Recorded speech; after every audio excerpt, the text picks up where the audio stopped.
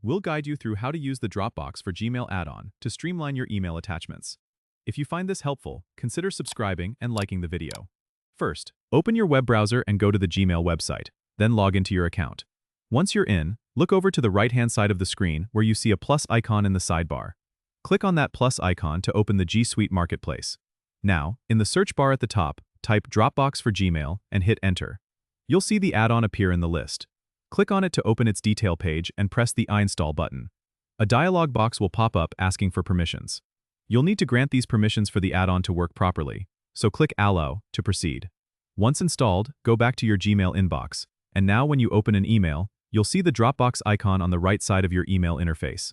Click it, and you'll be prompted to connect your Dropbox account. Enter your Dropbox credentials and authorize the connection. Now, whenever you compose a new email, you can easily attach files directly from your Dropbox.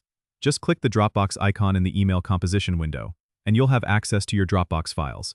This integration makes it super convenient to share large files without worrying about Gmail's attachment size limits. You can also save email attachments directly to your Dropbox by opening an email with attachments, clicking the Dropbox icon, and choosing which folder to save your files to. This keeps your attachments organized and accessible from anywhere.